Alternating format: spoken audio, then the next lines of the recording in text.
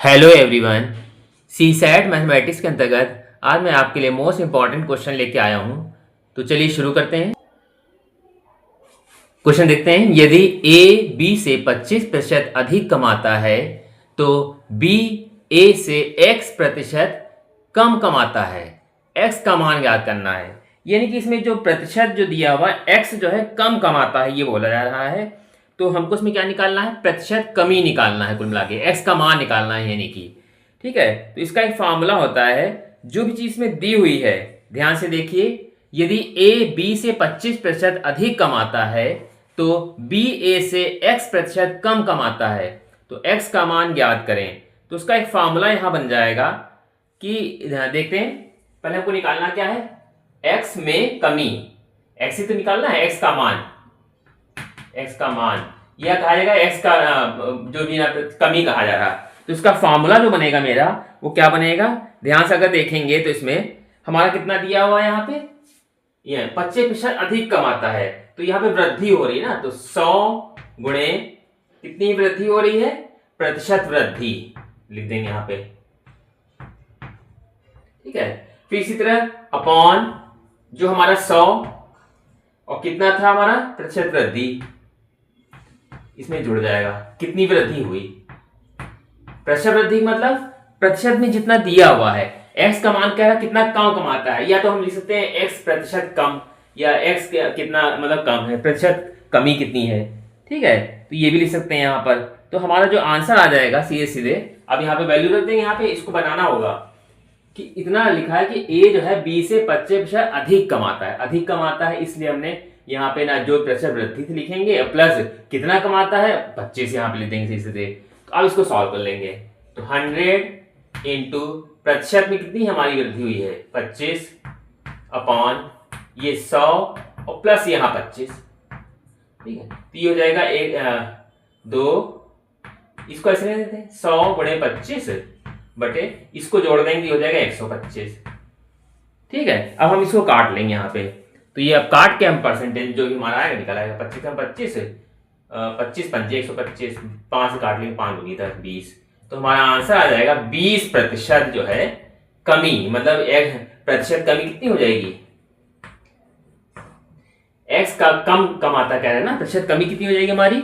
20%। यही आंसर आ जाएगा इसका। अगला देखते हैं। ये भी मोस्ट इंपॉर्टेंट है। यदि z के 20% का 10% 50 हो तो z का मान क्या होगा? ध्यान से देखिए। z के 20%, तो हमने सबसे पहले लिख दिया z का 20% है।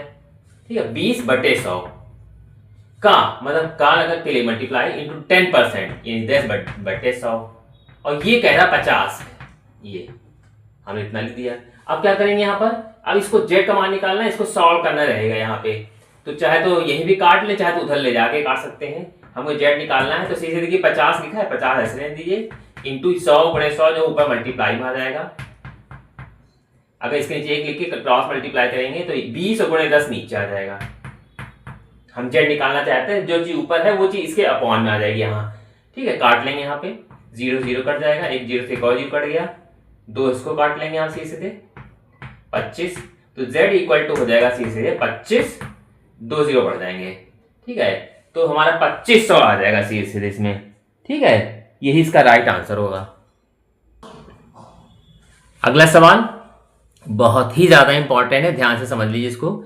यदि एक आयत की लंबाई और चौड़ाई में से प्रत्येक को 20% घटा दिया जाए तो उस आयत का क्षेत्रफल कितना घट जाएगा? देखिए इसका एक फॉर्मूला होता है। ये जब भी कभी ऐसा क्वेश्चन आए जिसमें मतलब आयत की लंबाई बढ़ जाए चौड़ाई घट जाए, ठीक है, और मान मतलब जितना दिया हुआ है उस हिसाब से इतनी लंबाई बढ़ गई इतनी चौड़ाई घट गई, बढ़ गई घट गई, इस टाइप से कोई भी क्वेश्चन पूछा जाए और तो फाइनली क्या आंसर आएगा? तो इसके लिए एक फार्मूला होता है। आप चाहे तो उसको समझ लीजिए कैसे होगा यहाँ पर। तो यहाँ पे प्रतिशत कमी लिखिए या वृद्धि, प्रतिशत कमी या वृद्धि जो भी कहा जाएगा, कितना घट जाएगा। तो सीधे इसका एक फार्मूला होता है। क्या होगा यहाँ पे? प्रतिशत कमी या वृद्धि। तो यहाँ घटने कह रहा तो प्रतिशत कमी क्या हो जाएगा? प्रतिशत कमी। इसका एक फार्मूला होगा, कैसे हम बनाएंगे ध्यान से देख लीजिए। x कमी या वृद्धि जो कोई भी हो सकता है, क्योंकि इसमें कमी कह रहा घट जाएगा कह रहा, तो x और यहाँ पे एक फॉर्मूला होता है एक्स मतलब प्लस माइनस जो भी है, एक प्लस माइनस, फिर इसी तरह प्लस माइनस वाई, फिर plus minus X into Y upon यहाँ पे 100। ये फॉर्मूला होता है। ये फॉर्मूला में लगभग एक तरीके से बनाया हुआ फॉर्मूला माना जाएगा इसको। इसमें जो चीज है इसके हिसाब से यहाँ पे हम वैल्यू यहाँ पे रखेंगे। देखिए क्या कह रहा है इसमें, एक आयत की लंबाई और चौड़ाई में से प्रत्येक को 20% घटा दिया जा रहा है। यहाँ पे घटाने की बात कही आ रही है, तो हम यहाँ क्या करेंगे, x भी घटा दिया गया -20। मान लीजिए कहता है कि नहीं x को जो है मतलब पहली वैल्यू जो है आयत लंबाई को बढ़ा लिया जाए तो यहाँ प्लस रखना पड़ता है हमको, लेकिन कह रहा है घटा ही दिया गया दोनों, तो ये माइनस का हो गया, इसी तरह ये भी माइनस का हो जाएगा, 20% घटाया गया। फिर ठीक है, यहाँ तो एक प्लस ही रहेगा, यहाँ पे इसमें दोनों की वैल्यू को अलग अलग रखेंगे, -20 इंटू -20 अपॉन यहाँ पे हमारा आ जाएगा 100। तो यहाँ प्लस माइनस इसलिए लगाया मतलब ये जो भी वैल्यू हो सकती है, प्लस में भी हो सकती है, ये माइनस या माइनस ये दोनों प्लस हो सकती है। ठीक है, तो हमने इसको ऐसे कर दिया, यहाँ पे ऐसे लिख दिया -20 देखिए माइनस माइनस प्लस हो जाएगा अपने आप ही, तो ये 2 दूनी 4, 400/100 ये हो गया।